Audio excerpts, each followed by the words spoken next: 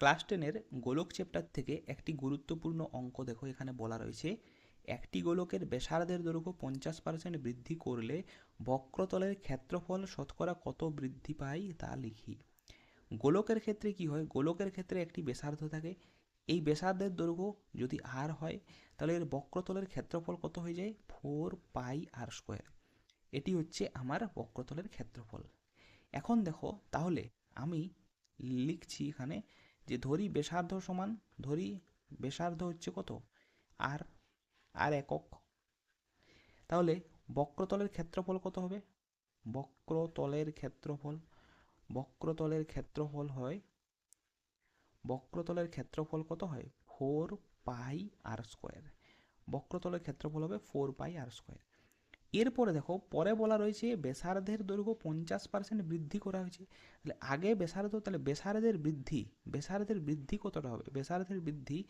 50%, মানে আমার যা ব্যাসার্ধ ছিল তার 50%, আমার ব্যাসার্ধ ছিল আর, তার 50% মানে 50/100, মানে হচ্ছে বৃদ্ধিটা হচ্ছে r/2। এখন বৃদ্ধি পাওয়ার পর ব্যাসার্ধ কত, বৃদ্ধির পর ব্যাসার্ধ হচ্ছে, বৃদ্ধির পর ব্যাসার্ধ, বৃদ্ধির পর ব্যাসার্ধটা হচ্ছে আমার কত,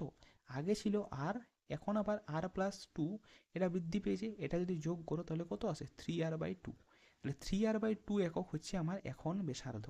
তাহলে বৃদ্ধির পর ব্যাসার্ধ যদি হয় 3r/2, তাহলে বৃদ্ধির পর ক্ষেত্রফল মানে বক্রতলের ক্ষেত্রফল,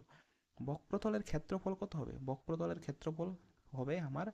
4πr², আর মানে কত 3r/2 তার হোল স্কোয়ার। এখান থেকে যদি তুমি সলভ করো তাহলে 4π এটা হয়ে যায় কত 9r²/4, এখানে দেখো 4 4 কাটা যায় মানে কত হয় 9r²। তাহলে এখন আমার ক্ষেত্রফল হয় 9r², সরি একটা পাই আছে এখানে, এই পাইটা লিখতে হবে, পাইটা লেখা হয়নি, এখানে দেখো একটা পাই রয়েছে 9πr²।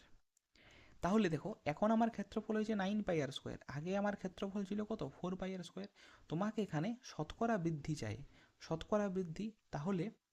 আমার প্রথমে দেখব আমি যে বৃদ্ধি কত, তাহলে ক্ষেত্রফলের বৃদ্ধি, ক্ষেত্রফলের, ক্ষেত্রফলের বৃদ্ধি, ক্ষেত্রফলের বৃদ্ধি কত না 9πr² মাইনাস 4πr² সমান কত হয়, সমান হয়ে যায় 5πr²।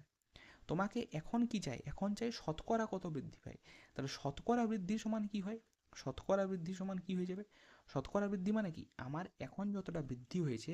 ডিভাইডেড বাই আমার শুরুতে কতটা ছিল গুণিত 100, মানে শতকরা আনার জন্য 100 দিয়ে আমরা গুণ করি, তাহলে শতকরা বৃদ্ধি সমান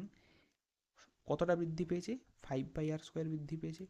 ডিভাইডেড বাই অরিজিনালি আমার কত ছিল, অরিজিনালি ছিল আমার 4πr², এই যে আমার শুরুতে ক্ষেত্রফল কত ছিল, শুরুতে আমার বক্রতলের ক্ষেত্রফল ছিল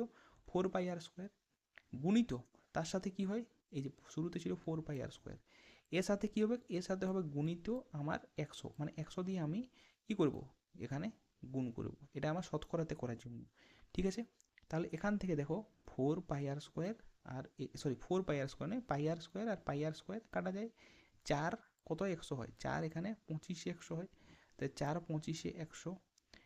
তাহলে এখান থেকে আমরা কত পাচ্ছি 25 গুণিত 5, 25 গুণিত 5 করলে কত হয় 125, তাহলে 125% হচ্ছে আমার এখানে কত অ্যান্সার। বা যদি শতকরা বৃদ্ধি বলে তাহলে শতকরা বৃদ্ধি হচ্ছে 125, বা যদি তুমি এটা পার্সেন্টেজে বলো তাহলে বলা যায় যেখানে শতকরা মানে